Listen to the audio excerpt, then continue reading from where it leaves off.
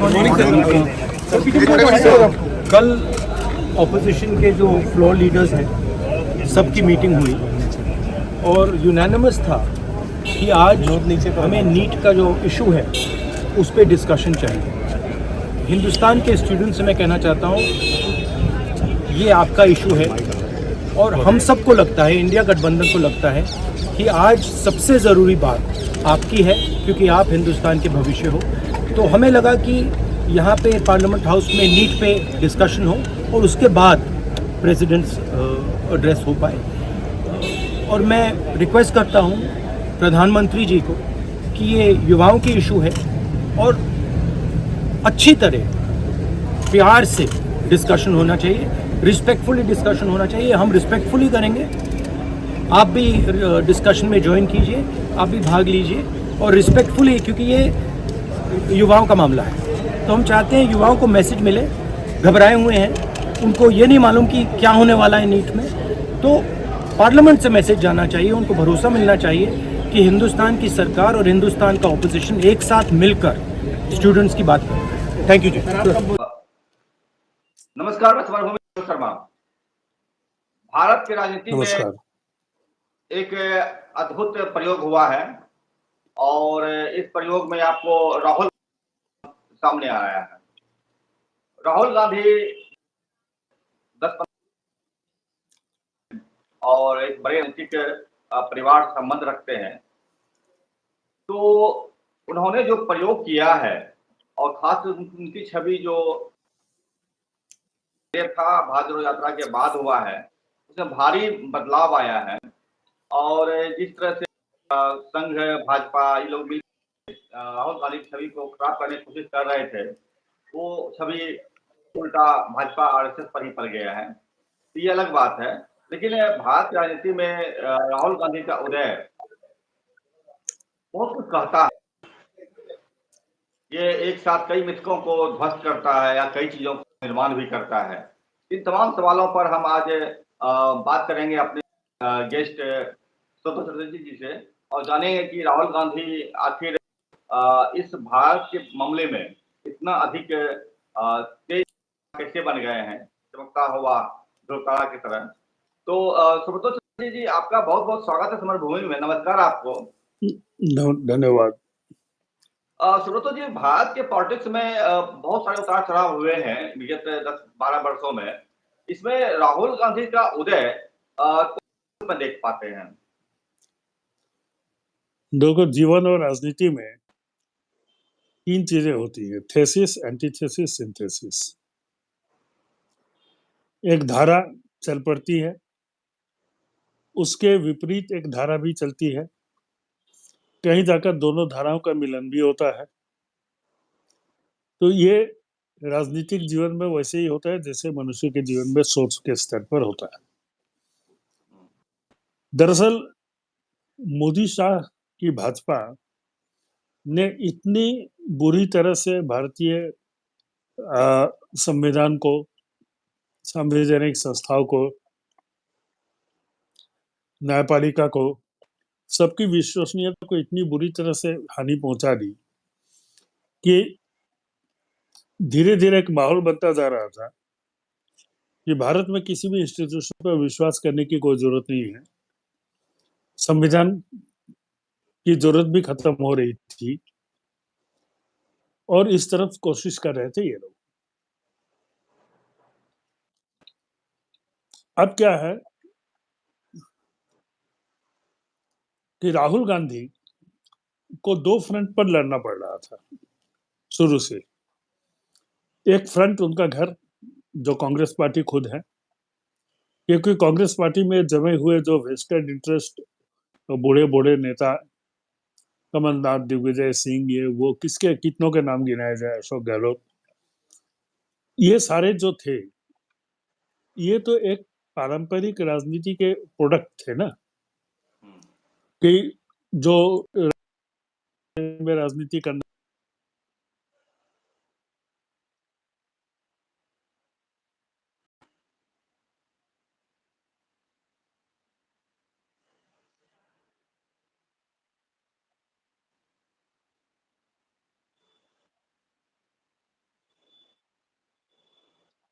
राजनीति के इतिहास में। टर्निंग पॉइंट इस हिसाब से था कि राहुल के सामने चॉइस कुछ बचा नहीं था।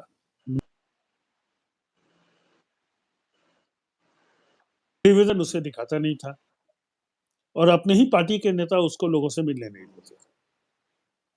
अब उसके सामने एक ही रहा कि वो अपने पिंजरों को तोड़कर सीधे जनता से संवाद स्थापित करे और उनके दुख दर्द में हमदर्द होने का मौका तलाशे। ये काम राहुल गांधी ने बखूबी किया। ऐसा नहीं है कि भारत जोड़ो यात्रा के पहले राहुल गांधी भारतीय जनता की दुर्दशा के बारे में सचेत नहीं थे या जानते नहीं थे। 2014 से देखो 2016 में जब नोटबंदी हुई तब भी राहुल गांधी ने उसको अपोज किया था, जीएसटी को अपोज किया था, बहुत हर मुमकिन मुद्दे पर कोरोना की आगाम सूचना दे दी थी, उसके बारे में देश को आगाह किया था। लेकिन ये सारी चीजें वो एक ड्राइंग रूम प्लेटफॉर्म से कर रहे थे, बोर्ड रूम पॉलिटिक्स कर रहे थे। कभी एक भाषण दे दिया, कभी एक ट्विटर पर लिख दिया, जिन चीजों को जनता के बीच में प्रेस और मीडिया के द्वारा लाया भी नहीं गया प्रॉपर तरीके से, उल्टे इनसे को या तो अनदेखा कर दिया गया या मजाक बना दिया गया। और कांग्रेस पार्टी के नेता भी राहुल गांधी के मैसेज को जनता के बीच में ले जाने में अक्षम रहे। अब उसने क्या फैसला किया, अकेला चलो रे, खुद निकलो सड़कों पर, खुद जनता के बीच में जाओ। न्यूज चैनल पर तुम्हें दिखाए या न दिखाए, लेकिन जब तुम 4000 किलोमीटर की यात्रा करोगे और लाखों लोगों से मिलोगे अपने रास्ते में, तो उन लाखों लोगों से के थ्रू से करोड़ों लोगों में वो मैसेज तो जाएगा ही। कहाँ थे न्यूज चैनल जिस समय गांधी जी यात्रा करते थे?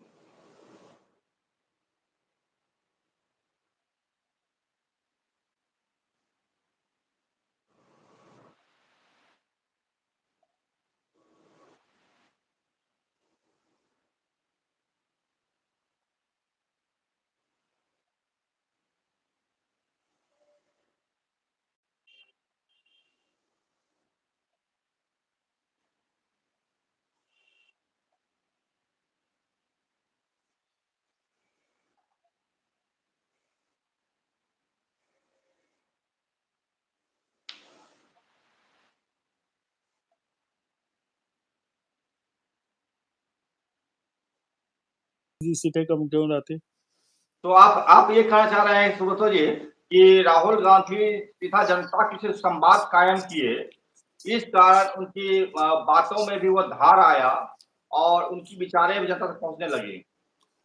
वो तो होगा ही ना, क्योंकि जब तुम डायरेक्टली पब्लिक से जुड़ोगे तो एक वर्ड है इंग्लिश में वॉक्स पॉपुली, वॉक पॉपुली, उसका मतलब होता है पॉपुलर वॉइस। तो जनता की जो आवाज है, पॉपुलर वॉइस है, उसमें क्षोभ भी है, व्यथा भी है, शिकायतें भी है, खुशी भी है, सब कुछ है। तो तुम उसी की अभिव्यक्ति करोगे ना। जो जनता से इकट्ठा हुआ रहेगा, जो नेता राजनेता, वो जनता की आवाज को दुनिया के सामने कैसे पेश करेगा? तो इसके लिए तो जरूरी था कि राहुल गांधी जनता के बीच जाते, और वो गए। जाने का नतीजा ये हुआ, वो धीरे धीरे एक जननायक बनते चले गए। अभी भी ये प्रक्रिया जारी है और ये प्रक्रिया जारी रहेगी।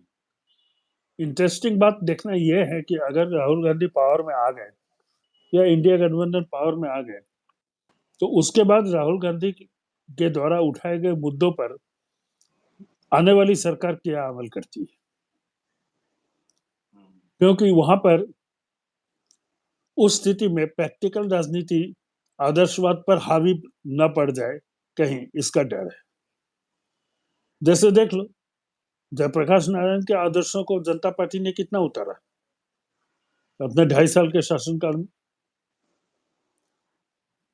तो एक मोरल हाई पॉइंट को अचीव करना राजनीति में उतना मुश्किल नहीं होता जितना कि उसी मोरालिटी को प्रैक्टिकल राजनीति की धरातल पर उतारना। दोनों में फर्क होता है। तो श्रोता अभी जी ये कहना मुश्किल है। बिल्कुल श्रोता जी, ये जो 1 तारीख को जो राष्ट्रपति के अभिभाषण पर राहुल गांधी ने जो जवाबी बात बताया उन्होंने, और उन्होंने जो भाषण दिया, 90 मिनट का स्पीच दिया, उसमें बहुत सारी चीजें को कंट्राडिक्ट करने की कोशिश भी किया गया भाजपा के द्वारा। मीडिया और लोकसभा के अध्यक्ष ने भी उनके बहुत सारी स्पीच को निकाल के बाहर कर दिया।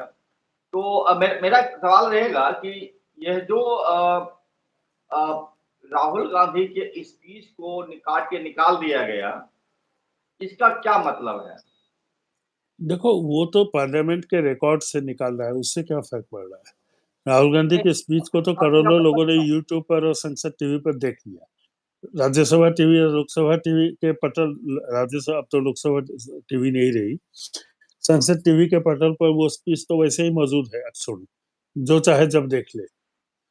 अब ये इनकी बौखलाहट है, क्योंकि राहुल गांधी ने जो भाषण दिया, उसके भाषण का एक लाइन का जवाब तो मोदी जी नहीं दे सके। वो तो बखेती कर रहे थे खड़े खड़े, किसी को बाल बुद्धि, किसी को क्या करना करके अपने बैल बुद्धि का परिचय दे रहे थे। राहुल गांधी जरा उठाए गए मुद्दों का जवाब कब मिला? जवाब तो मिला ही नहीं। इसलिए ये क्या है कि राहुल गांधी के भाषण को उस समय लाइव में 11 लाख लोग देख रहे थे, और मोदी जी के भाषण को 58,000 लोगों ने देखा। आप समझ जाइए मैसेज कहाँ जाता है। और अच्छा, 11 एक लाख लोग तो लाइव देखे, करोड़ों लोग बाद में भी देखा। सुब्रतो जी, राहुल गांधी पर एक आरोप लगता रहा लगातार कि ये परिवारवाद का प्रतीक है, परिवारवाद का प्रतीक है। कितना लगता है कि परिवारवाद का प्रतीक राहुल गांधी हो सकते हैं? नहीं, परिवारवाद का प्रतीक तो सभी है। नेहरू जी भी है, मोतीलाल नेहरू स्वतंत्रता से सेनानी थे, इसीलिए जवाहरलाल नेहरू भी स्वतंत्रता से संग्राम में आए। चूंकि नेहरू जी स्वतंत्रता सेनानी थे और भारत के प्रथम प्रधानमंत्री थे, इसीलिए इंदिरा जी भी बचपन से राजनीति की शिक्षा मिली, वो भी प्रधानमंत्री रही। परिवारवाद से क्या ये इसको परिवारवाद थोड़े ना कहते हैं, ये तो एक लिगेसी है। लेगेसी। जब लिगेसी लिगेसी होती है तो लिगेसी के प्रति आपकी एक प्रतिबद्धता हो जाती है, आपकी एक जिम्मेदारी हो जाती है। वो जिम्मेदारी तो निभाएंगे। नहीं, जिनका एक कोई चीज नहीं है, आगे नाचना पीछे पगा, बीच बाजार में नाचेगा रहा, वो किस लिगेसी को निभाएगा? आज देख लो मोदी जी किस लिगेसी को निभा रहे हैं। वही घृणा, वही कुंठा, वही सामाजिक भेदभाव, वही तो नहीं, लिगेसी है ना इनकी, आरएसएस की। उसको निभा रहे हैं, जिस वो उसका मानस पुत्र है। नहीं, जिस चीज का हम ध्यान देना चाह रहे थे वो ये कि जैसे कि किसी सांसद का बेटा सांसद हो जा रहा है बिना किसी योग्यता के भी, या किसी का बाप अगर गृह मंत्री है तो बेटा हो जाता है, बीसीसीआई का सेक्रेटरी बन जाता है, अध्यक्ष बन जाता है। तो राहुल गांधी की दादी जो थी इंदिरा गांधी, और राहुल जवाहरलाल नेहरू, तो क्या इन तमाम लोगों में क्या लगता है ऐसा है कि चूंकि इनके पिताजी बड़े पद पर थे इसलिए इनको बड़े पद पर डाल दिया गया? नहीं मसलन नहीं नहीं नहीं, नहीं नहीं, बिल्कुल नहीं, बिल्कुल नहीं। नेहरू जी ने तो इंदिरा गांधी को अपना उत्तराधिकारी नहीं बनाया था, तो लाल बहादुर शास्त्री को बनाए थे। उसके बाद लाल बहादुर शास्त्री की असामयिक कहो और समय के पहले, वो तो जिंदा रहते तो 5 साल तो वही प्रधानमंत्री बनते। उसके बाद क्या नजरिया होता, नजारा होता भारतीय राजनीति का, इस पर सिर्फ कयास ही लगाए जा सकते हैं।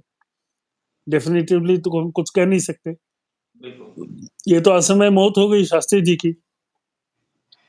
तब कांग्रेस पार्टी की जिम्मेदारी इंदिरा गांधी के हाथों में आई, मोरारजी देसाई के हाथों में आई। बड़े बड़े लीडर थे उस समय, बाबू जगजीवन राम थे, तो इन सब के हाथों में आई। उसमें इंदिरा जी को सपोर्ट बाबू जगजीवन राम वगैरह ने किया। मोरारजी जैसे उनसे असहमत थे, वो अलग हो गए, उन्होंने सिंडिकेट बना लिया। तो इंदिरा लड़कर आई है प्रधानमंत्री के पद पर, उनको थाली में किसी ने परोस नहीं दिया था। बिल्कुल। हाँ, मेरा मेरा इंदिरा जी की हत्या के बाद राजीव गांधी जो प्रधानमंत्री बने, तो राजीव गांधी को इंदिरा जी ने तैयार किया था थोड़ा बहुत, लेकिन उतना नहीं। उन्होंने संजय गांधी को तैयार किया था, संजय गांधी मारे गए दुर्घटना में, तब वो जिम्मेदारी राजीव गांधी को उठानी पड़ी। क्योंकि देखो ऐसा है ना, कोई मानो या ना मानो, कांग्रेस पार्टी जो है उसकी जो आत्मा है वो गांधी परिवार में ही है। ये जो इतना कहते हैं कि परिवारवाद के पर हमला क्यों करते हैं मालूम है? इसलिए कि जिस दिन राजीव गांधी, राहुल गांधी, सॉरी, और प्रियंका गांधी वगैरह कांग्रेस के लीडरशिप से हट जाएंगे, उस दिन कांग्रेस को बिखरने में 1 महीना भी टाइम नहीं लगेगा। और यही ये देखिए, चाहते हैं। बिल्कुल, लेकिन लेकिन सुब्रतो जी, मेरा मेरा एक मामला रहेगा यहाँ पर कि अगर सिर्फ़ हम कांग्रेस की ही बात करें अगर, तो छोटी चीज़ें हो जाएगी। कांग्रेस से जो लोग निकल के आए हैं, ख़ास करके जवाहरलाल नेहरू हों या फिर आपको इंदिरा हों या राजीव हों या राहुल गांधी या तो सोनिया गांधी तक भी, ये सिर्फ़ कांग्रेस का ही प्रतिनिधित्व नहीं किए हैं, पूरे भारत का प्रतिनिधित्व किए हैं। और यही तो इनके जोड़ में कोई अल्टरनेट लीडर नहीं बन पाया। ये बात तो तो ये जाहिर सी बात है। जी, पूरे भारत ये में बात कोई नहीं बन पाया। लोकप्रियता की ये, बात नहीं ये है, वो उसको मानने कारण लगे। है ना, वो कारण है ना कि देखो, इंडिपेंडेंस के बाद से लेकर 1984 तक और उसके बाद 1989 तक कांग्रेस का कोई अल्टरनेटिव इंडिया में नहीं था। उसके बाद ना अल्टरनेटिव्स आए। हुँ, राजीव गांधी तक कौन सा अल्टरनेटिव था? कुछ भी नहीं था। उसके बाद फिर 2004 से 14 तक कांग्रेस का कोई अल्टरनेटिव नहीं था भारत में। यूपीए 1 एंड 2, बीच में टूट फूट की सरकारें बनती रही, बिगड़ती रही। 84 से लेकर 2004 के बीच में अटल बिहारी वाजपेयी की सरकार भी एक 5 साल के लिए आई। उस समय एक ऑल्टरनेटिव दिखा भारत को, है ना? लेकिन ऑल्टरनेटिव था कहाँ? इसलिए उन लोगों का चलता रहा। और वो ऐतिहासिक परिस्थितियां थी, उस पर बहस करके अभी कोई फायदा नहीं है। हमें आज अ, के दिन में समझना पड़ेगा कि आज के दिन में तो परिवारवाद की बात होती है, तो इनसे ज्यादा परिवारवाद तो भाजपा में है, अगर पार्टी की बात की जाए। सीधी बात है। लेकिन लेकिन मामला दूसरा जगह पे, जैसे कि उदाहरण तौर पर लीजिए, इंदिरा गांधी जब प्रधानमंत्री बनाया गया था उनको, उनके बारे में कहा गया था कि ये गूंगी गुड़िया है।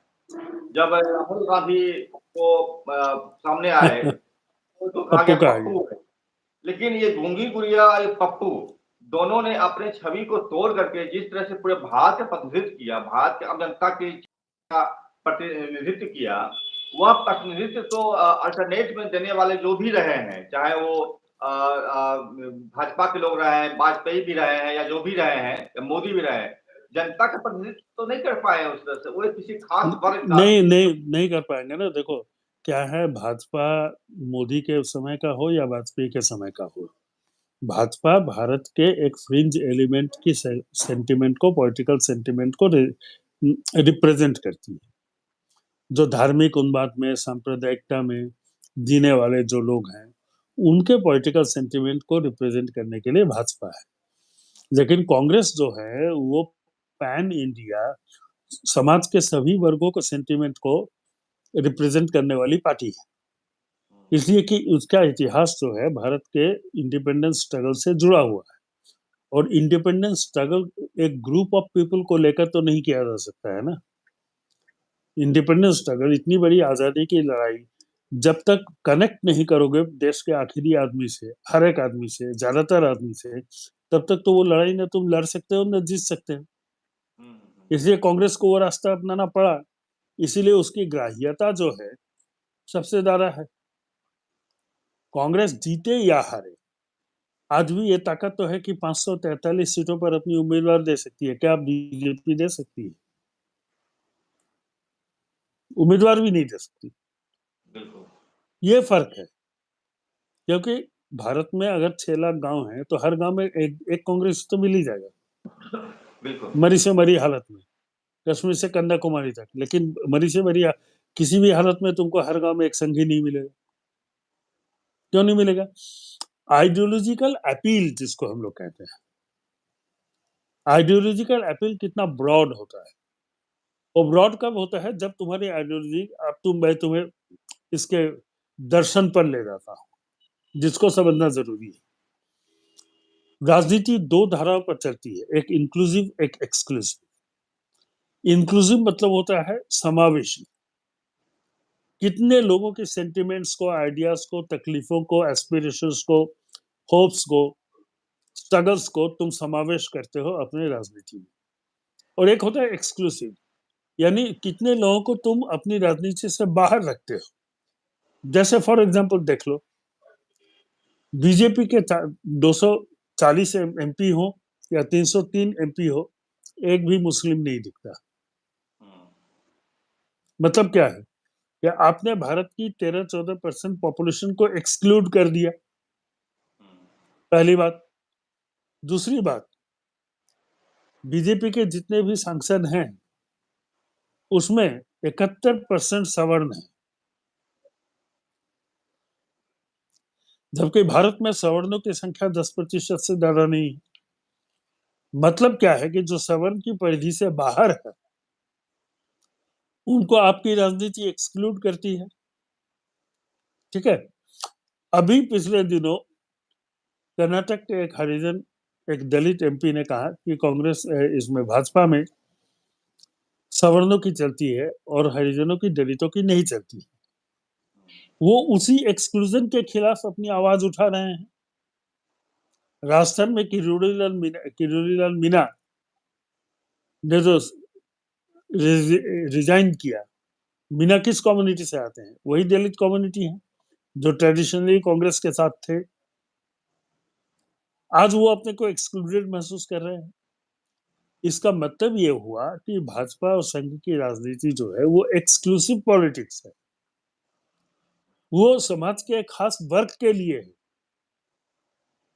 एक विशेष सोच रखने वाले लोगों के लिए। इसलिए इनकी अपील कभी पैन इंडिया हो नहीं सकती। ये कभी जनता के रिप्रेजेंटेटिव हो नहीं सकते। इलेक्शन भले आप जीतते रहो, लाख इलेक्शन आप जीतो, अब वॉक्स पॉपुली मैं वहीं पर ले जा रहा हूँ, पॉपुलर वॉइस, जो जनता की आवाज आप नहीं बन सकते। अब जनता के सेगमेंट की आवाज बनेंगे। ठीक इसके उलट कांग्रेस जो है वो इंक्लूसिव राजनीति करती रही है। वो चुनाव हार सकती है, लेकिन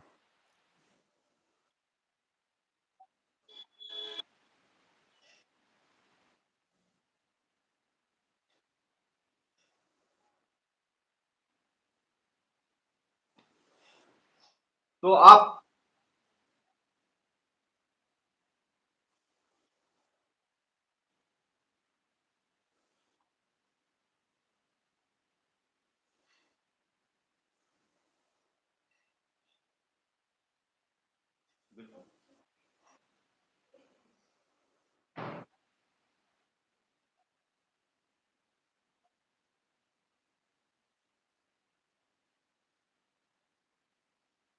तो उनकी राजनीति ही एक्सक्लूसिव।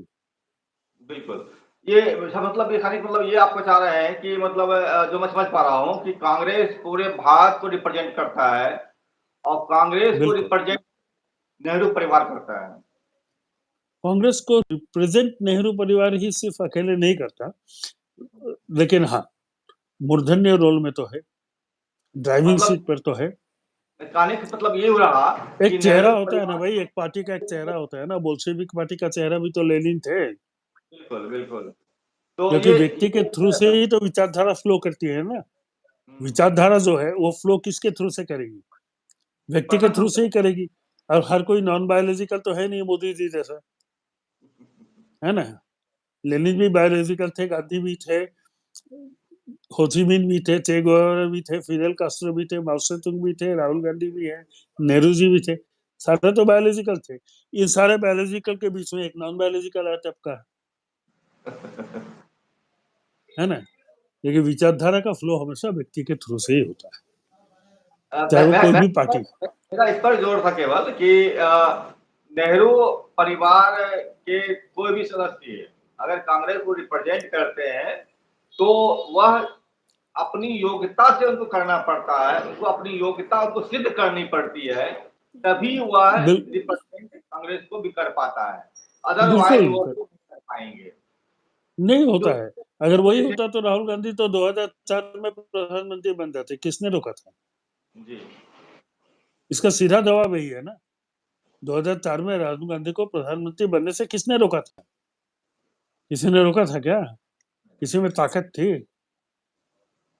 कोई मना करता? 2004 में नहीं, 2009 में बन जाते। किसने रोका था? इसने रोका था, लेकिन उनको भी सड़क पर उतर के अपनी योग्यता सिद्ध करनी पड़ रही, मास लीडर बनना पड़ रहा है, बिल्कुल अग्नि परीक्षा से उनको भी गुजरना पड़ रहा है, तभी जाकर वो प्रधानमंत्री का चेहरा बनेंगे। बिल्कुल। आज भी नहीं है।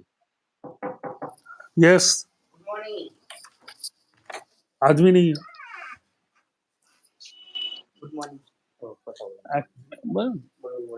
हाँ, तो ये स्थिति है।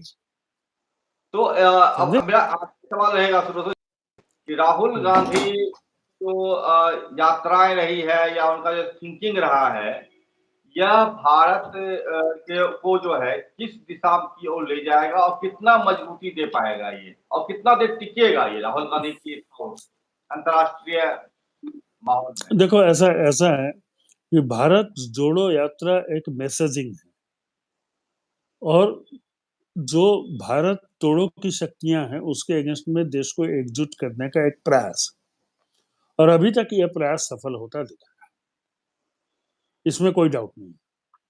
उसी का नतीजा है कि आज बीजेपी, मोदी के बीजेपी सबसे कमजोर स्थिति में है पिछले 10 सालों में।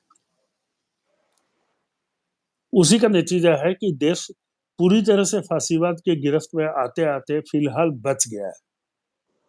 वो स्थितियां अभी फिलहाल टल गई, क्योंकि जिस जनाक्रोश का मुजाहिरा पिछले इलेक्शन में हुआ, मैं तो मानता हूं कि 240 में भी 100 सीटें मोदी को चोरी से आई, वो एक अलग विषय है, लेकिन जो वस्तु स्थिति है कि आज 240 सीटें हैं, लेकिन 240 पर आने के लिए, लाने के लिए जिम्मेदार कौन है? राहुल गांधी। राहुल गांधी अकेला। He is the beacon of light, he is the torch bearer. किसी दूसरे ऑपोजिशन लीडर में यह मादा नहीं है, क्योंकि पूरे देश को ये करे कि देखो, वही मैं कह रहा हूँ, लीगेसी कांग्रेस का जो इतिहास रहा है स्वतंत्रता सेना में, संग्राम में, वो इतिहास बहुत छोटा इतिहास नहीं, वो काफी बड़ा इतिहास। वो इतिहास ना कम्युनिस्टों का रहा है, संघीय को तो रहा ही नहीं, वो तो जासूसी करते थे अंग्रेजों के, या दूसरे दल के लोगों के नहीं रहे हैं। इसीलिए तुम एक बस्तर के जंगल में आदिवासी गांव में चले जाओ, लोग गांधी जी को जानते हैं। कैसे जानते हैं? क्यों जानते हैं? तुमने सुना होगा, टाना भगत एक कम्युनिटी है झारखंड में आदिवासियों के बीच में, वो आज भी 100% गांधीवादी है। वो गांधी टोपी पहन के रहते हैं, लंगोट पहन के रहते हैं, खाली बदन रहते हैं, सादा जीवन रखते हैं, चोरी चमारी नहीं करते, झूठ नहीं बोलते। ये टाना भगत कैसे तैयार हो गए सुदूर झारखंड के जंगलों में? देखो, एक चीज याद रखना, भारत में ज्यादातर लोग अनैतिक हैं, इसीलिए यहाँ पर नैतिकता का एक बहुत बड़ा महत्व है। परिस्थितियां ऐसी हैं आर्थिक सामाजिक कि लोगों को अनैतिक रूप से उपार्जन करने के लिए बाध्य कर दिया गया है।